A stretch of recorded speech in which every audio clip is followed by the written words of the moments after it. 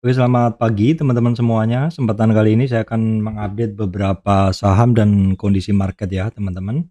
Semalam saya nggak bisa banyak bikin video dan mungkin teman-teman kurang menyukai format yang kemarin ya teman-teman.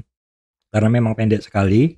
Jadi saya akan berikan update beberapa saham dan kondisi market untuk hari ini teman-teman. Oke teman-teman, kita langsung menuju ke bahasan ini dulu ya, bahasan IHSG sekilas. Oke teman-teman, dari pattern dari IHSG ini dari sekitar 73 teman, 73 kemudian turun ke MA 200 ya, dari MA 200 itu mantul pertama, turun lagi, turun ke 78,6 retracement ya, terus kemudian naik naik naik ke 38 retracement dan kisarannya sekarang ini cukup mampu untuk IHSG bertahan di kisaran 38 retracement-nya saat ini, udah beberapa hari di sini. Dan kalau kita ngelihat ini ada semacam pola head and shoulder ya teman, head and shoulder dengan pola seperti ini. Kalau misalkan ini kondisi memungkinkan IHSG ada satu target ke high-nya lagi teman-teman di sekitar 7.370-an ya. Ya sekitar target high-nya di sini polanya adalah seperti ini. Nah, ini adalah minggu pertama menuju kedua dari November. Kita lihat sampai akhir tahunnya apakah IHSG ada ke arah sana teman-teman, seperti itu. Dan mungkin untuk pergerakannya tidak langsung naik, tapi mungkin tetap ada naik turunnya seperti itu. Kita nikmatin aja karena sebenarnya kita tidak trading IHSG, tapi kita melihat IHSG sebagai panduan saja. Tetap tradingnya kita kepada saham-saham pilihan. Nah, beberapa saham pilihan teman-teman saya akan bahas di video-video saya. Kemudian kita lihat dulu, ini penting untuk dilihat juga untuk adalah update market ya, kondisi market. Saya refresh dulu. Ini kenapa sekarang agak telat ya teman-teman. Ini udah tanggal, ini di data saya masih data kemarin ini. Kalau di Amerika nggak apa-apa, kita update dulu aja. Untuk Eropa tadi malam itu variasi ya, Dow Food-nya ini juga masih minus tipis. Untuk Amerika ini tanggal 7 kok, di data saya tanggal 7, apakah libur ya? Coba kita cek dulu. Ini kita cek dari Google Chrome aja, Google Chrome, dari Chrome maksud saya. Kita langsung cek kondisi market luar ya. Oke teman-teman, ini ada updatean untuk market Amerika. Dow Jones tadi malam closing 1, ini seperti ini. Jadi pergerakannya closingnya naik 1, kemudian SP 500 naiknya 0,5%. Oke, Nasdaq-nya ya sama, bentuknya sama. Kemudian untuk futuresnya sama dengan yang di data saya tadi, yaitu naik-naik sedikit ya. Masih inilah, masih apa ya, masih club clip seperti itu, masih club clip hijau merah seperti itu. Ini untuk SP500 juga sama, Nasdaq Futures juga sama, tipis, masih tipis secara pergerakan. Kemudian ini kondisi market Eropa kemarin, ini tanggal berapa saya cek dulu, tanggal 8 plus 1, kita cek dulu DAX, karena yang di ini tadi nggak update teman-teman sepertinya. Yang di OLT saya ini nggak update. Nah, ini nggak update ya. Ini kok mungkin belum update juga mungkin loh ya. Kita cek juga di sini untuk konfirmasi. Ya karena kita bergantung pada data online begini, kalau misalkan nggak update kita harus cari konfirmasi juga gitu ya. Ini Jermannya, kemudian ini FTSE hijau, CAC 40 hijau. Kita cek dulu di sini di kondisi sini. Nah, ini juga hijau tapi kecil ya. Nah, ini Jerman ini 13.650 ya. Jerman 13.650. Jerman 13.650. Kita cek dulu di sini 13.650 DAX. Iya, selisih. Dia memang nggak begitu persis antara satu penyedia data dengan lainnya ya, teman-teman. Sedikit ada beda begitu. Ya, sedikit ada beda. Oke, nggak apa-apa. Kita intinya kita ngelihat sekilasnya aja. Terus ini kondisi Amerika tadi malam ya, setelah retracement dia lanjut naik. Oke, ini Nasdaq-nya juga demikian, tapi Nasdaq ini kan memang posisinya masih di bawah, SP500 juga sudah agak ke atas. Tapi memang leadernya adalah DJI ya, teman-teman. Kemudian untuk kondisi dari dolar indeks, teman-teman bisa ngelihat dolar indeks ini menurun ya. Ini ada satu supportnya. Kalau dolar indeks ini turun, biasanya market dari saham adalah naik ya. US 10 years bond-nya juga turun, jadi inline ya. Kemudian VIX ini sedikit ada kenaikan ya. Biasanya kalau VIX naik itu sahamnya akan turun seperti itu. Tapi kan dua indikator lainnya tadi mengatakan turun. Kemudian ini komoditi indeks. Komoditi indeks setelah sentuh harga 5 EMA 200 nih balik arah ya, teman-teman. Namun kita lihat dulu nanti ke harga komoditasnya. Ini oil di 89 berarti dia turun.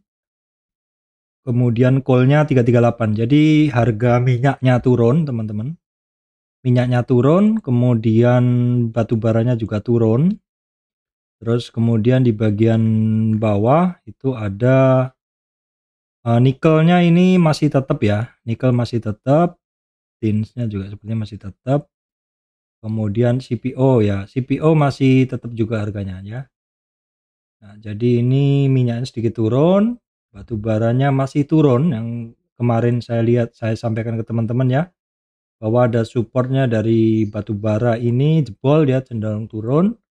Nikelnya juga masih sama, harga nikel masih sama dari kemarin seperti itu. CPO nya ya di sekitar 4.350 4.400-an ya. Harusnya harga saham-saham yang terkait CPO membaik, harusnya begitu teman-teman.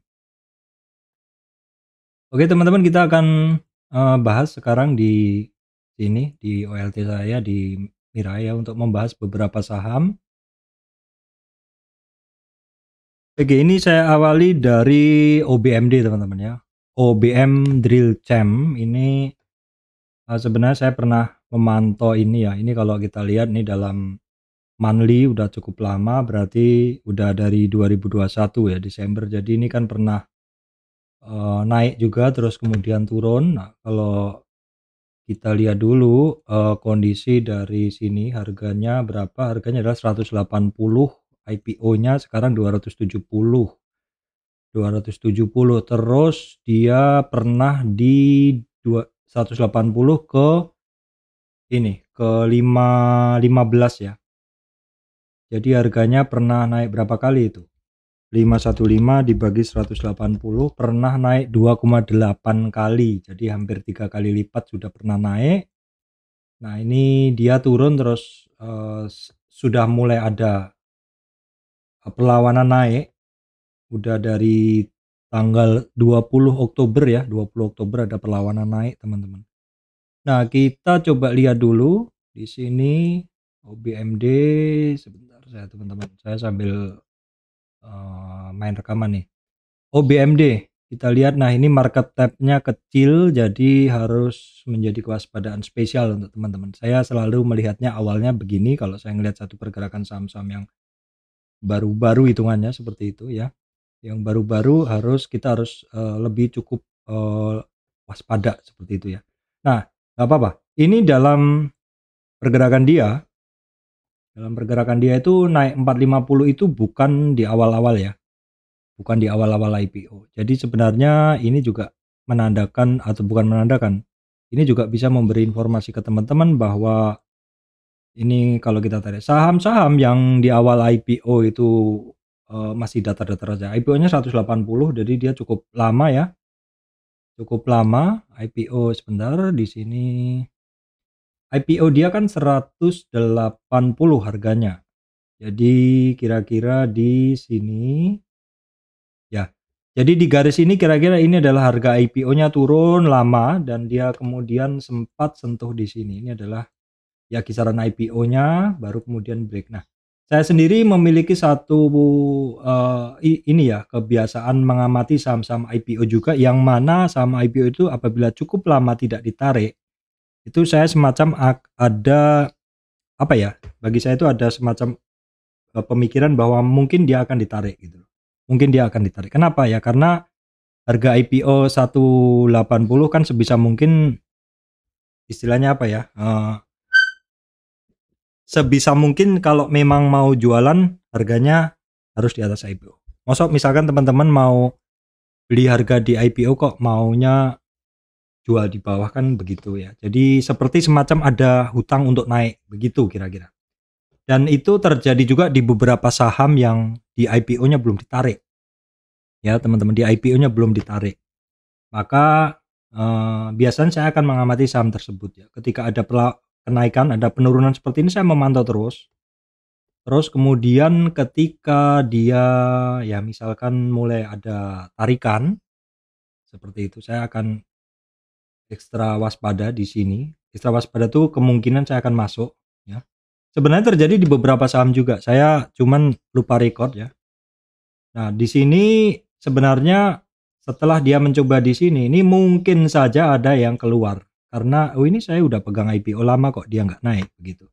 Oh saya buang aja deh gitu. Nah, terus kemudian dia terkoreksi. Bisa jadi ini oh saya udahlah rugi-rugi sedikit daripada rugi banyak, buang. Tapi ternyata di area sini terbatas penurunannya. Dan ini yang harus kita lihat in the next-nya ketika dia naik dan dia retracement. Maka retracement-nya ini berlebihan nggak?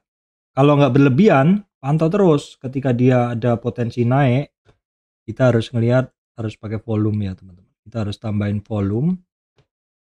Nah, kita harus tambahin volume dulu. Ketika dia ada di sini dulu. Ketika dia tadi kan di sini mencoba untuk jebol nggak mampu ya. Mencoba untuk tembus di atas IPO nggak mampu. Tapi di sini konsolidasinya bentar. Ini ketika mulai ada naik, teman-teman ngelihat ada volume kan. Tapi volumenya ini belum cukup untuk mendorong membreakout 180 ya. Tapi yang perlu diingat adalah setelahnya ini retracement-nya ini dalam nggak? Kalau retracement-nya dalam masuk ke low-nya kemarin ya jangan di ini dulu. Istilahnya hanya dipantau-pantau ringan aja, jangan terlalu dipeduliin, apalagi jangan dibeli dulu gitu. Baru nanti ketika dia mulai break dengan volume seperti ini, akhirnya dia ngegas. Dan ketika volumenya kencang seperti ini, dia akan men-trigger semua. Ya, yang di-trigger adalah indikator-indikator lainnya. Tetapi sekali lagi kalau menurut saya, lihatnya adalah dari pergerakannya dulu yang pertama, yang kedua dari volume ya. Yang ketiga ini konfirmasi aja, yang ini konfirmasi sifatnya. Artinya jangan menunggu-nunggu indikator. Kalau menunggu-nunggu indikator biasanya telat. Trader itu kan dagingnya itu adalah ketika bisa masuk pada for the first time gitu loh. Pada kesempatan pertama. Kalau bahasanya orang bank, bahasa resminya komunikasi gitu kan, mohon saya diupdate pada kesempatan pertama kayak gitu kan. Artinya ya itu pada kesempatan yang paling bagus. Ya, begitu teman-teman, ini model-model saham-saham IPO ya. Saham-saham IPO itu saya memantaunya begitu. Kalau yang naik kenceng IPO saya nggak gitu suka malahan. Tapi kalau IPO ini kan tadi teman-teman bisa lihat IPO-nya 180 daily news-nya teman-teman bisa lihat IPO. Nah, ini baru tanggal 8 Desember 2021, belum setahun. Jadi saham-saham IPO yang naik kenceng banget biasanya saya nggak beli karena udah naiknya kenceng banget. Tapi justru kalau saham IPO yang naiknya itu terhambat, itu saya semacam ada oh ini mungkin akan ditarik. Tapi kapan? Sementara dipantau dulu. Nah, saat ini saya udah jarang sih ngikutin saham-saham IPO. Mungkin teman-teman bisa komen saham apa saja yang IPO, nanti akan saya catat, saya akan bikinkan bahasan seperti ini. Teman-teman ya, saya minta teman-teman untuk komen karena saya juga lagi nggak cukup waktu untuk mencari saham-saham ini ya. Saya sementara bermain di saham-saham yang saya hafalkan dulu, tapi kalau teman-teman ada informasi tentang saham IPO silahkan di-update ya. Ini kayaknya saya akan stop dulu videonya di sini karena bahasan ini cukup menarik ternyata begitu ya. Cukup menarik. Kenapa? Ya karena ini akan saya jadikan judul spesial untuk ini loh saham-saham IPO yang saya sukain begitu. Nanti akan saya update video berikutnya. Saya tunggu komentar teman-teman untuk saham-saham IPO aja apa yang sekiranya ada potensi untuk kita analisa bersama. Oh ya, saya belum sampaikannya. Di sini setelah dia naik teman-teman. Setelah dia naik, dia kemudian sampai puncaknya dan sudah 2,8 sekian kali lipat naik terus turun. Nah, pada saat turun ini mungkin ada sebagian teman-teman yang tertarik ya. Ini bukan request siapapun, ini saya hanya menggunakan Fibonacci untuk melihat kira-kira ada nggak potensi di saham ini. Nah, untuk itu saya kembalikan ke chart polosan. Nah, dalam saya menganalisa pergerakan satu saham, teman-teman, kita bisa melihat ketika dia naik, ya, ketika dia naik, kita cek koreksinya di mana. Itu adalah Fibonacci naik ya. Fibonacci naik istilahnya begitu, simpelnya itu adalah Fibonacci naik. Fibonacci naik ini adalah untuk mencari support dari saham-saham yang naik dan mulai terkoreksi gitu. Ini Fibonacci itu adalah Fibo yang dipakai untuk mencari saham-saham yang naik dan dia turun retracement untuk mencari koreksi. Yang kedua Fibonacci yang sering saya gunakan di sini adalah Fibonacci maksud saya keliru nama teman-teman. Jadi ini adalah Fibonacci turun yang ini. Sudah saya nggak bisa edit ya. Ini adalah Fibonacci turun untuk mencari support ya. Nah, ini Fibonacci turun. Fibonacci turun itu adalah, ini bukan contoh samping. Jadi ketika suatu saham naik begini ya. Nah, terus dia akan terkoreksi itu. Di sinilah ini dari swing low di sini. Keliru saya dari swing low. Oke, saya tarikkan Fibonacci-nya dulu. Teman-teman, saya gambarkan dulu karena agak-agak susah ini ditarik. Ya, oke. Nah, inilah yang saya sebut sebagai Fibonacci naik. Ini Fibonacci naik. Fibonacci tren naik untuk mencari ini loh Fibonacci turun. Nah, Fibonacci turun ini adalah kita mencari penurunan ya. Fibonacci turun adalah untuk mencari supportnya dia. Supportnya dia ketika satu saham naik, kita mencari Fibonacci turunnya adalah untuk mencari support pertama, kedua, ketiga, keempat. Dia dimasuk di mana? Apakah di 23 sampai 38, apakah sampai 50, apakah lebih dari 61? Kalau di sini terus naik, ini koreksi ringan, koreksi umum tuh sampai 50, koreksi yang berat itu di lebih dari 60 karena trennya hampir habis. Ini adalah Fibonacci yang kita tarik arahnya turun.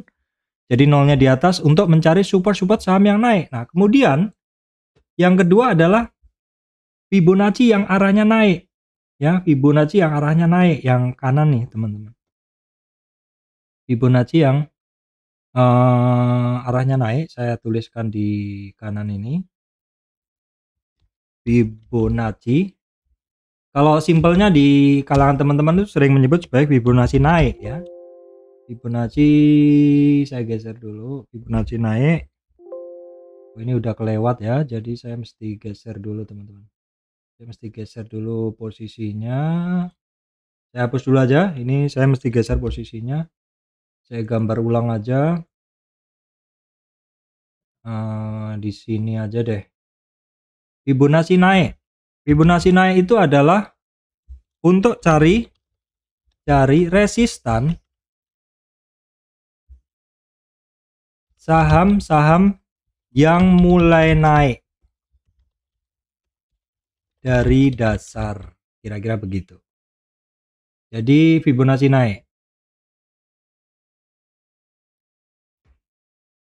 Kalau tadi Fibonacci turun, yang kiri adalah yang Fibonacci turun adalah untuk mencari support saham-saham yang naik kemudian terkoreksi dan mulai terkoreksi ya. Kira-kira begitu. Kalau yang di kiri ini adalah Fibonacci untuk mencari resistan dari saham-saham yang mulai naik dari dasar. Begitu ya. Jadi kira-kira begitulah. Jadi ini saham Fibonacci adalah untuk mencari resistan saham-saham yang mulai naik dari dasar. Jadi kita mesti cari dulu swing high-nya, swing low-nya. Dalam tren turun ini dia mulai naik dari dasar. Jadi ini resistan pertama ya. Resistan kedua targetnya di 50 retracement. Targetnya di 50 retracement. Nah, untuk OBMD ini teman-teman, dia ketika sentuh dasar dia mantul 1 2 3 3. Ini adalah technical rebound wajar ya. Technical rebound wajar. Ini technical reboundnya ini sampai dari 237 sampai 326.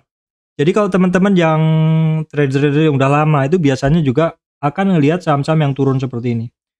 Jadi saham-saham yang turun seperti ini dia sangat suka karena kemungkinan akan ada pantulan technical rebound. Nah, sekali lagi teman-teman, kalau technical rebound itu masih belum aman. Karena dia bisa menjadi dead cat bond kalau dia misalkan turunnya begini, ini saya coret-coretnya di sini sebentar. Kalau misal dia turunnya itu begini, naik sebentar, kalau lanjut oke. Kalau misalkan ternyata turun lagi, ini namanya dead cat bond, ini yang harus teman-teman perhatikan lagi. Karena kalau misalkan support di 237 ini tembus, bablas. Tapi kalau trader pro itu biasanya memanfaatkan technical rebound saja. Jadi dia sampai di sini dia masih harus ekstra waspada. Contoh lain di technical rebound tuh di ACS teman-teman. ACS seperti ini saya masih menganggap ini masih technical aja. Jadi karena dia turun banyak dia technical aja. Jadi biasanya for the first opportunity pada kesempatan pertama orang akan mengambil keuntungan dari technical rebound itu. Nah setelahnya kalau biasanya saya dalam tren turun ini saya akan ngambil. Makanya saya kemarin bahas ACS kan turun begitu naik ini kita harus buang kalau kira-kira nggak kuat. Karena kalau misalkan dia ternyata tidak konsolidasi dan dia ternyata turun lebih rendah dari 488 itu dead cat bond, dia akan turun lebih jauh. Jadi akan turun lebih jauh begitu kan? Ini. Tapi kalau seandainya misalkan dia ternyata dia naik begini, konsolidasi nggak apa-apa, baru kemudian lanjut. Karena konsolidasi ini adalah bentuk lain dari akumulasi. Nah ini sebenarnya untuk akses juga masih cukup aman ya teman-teman. Begitu aja saya sampaikan untuk video ini karena terlalu panjang ya. Jadi nanti untuk judulnya akan saya rubah ya, karena bahasan ini sangat penting sekali. Kira-kira begitu teman-teman. Demikian dari saya Surya MS Trade and Investment. Terima kasih teman-teman semuanya.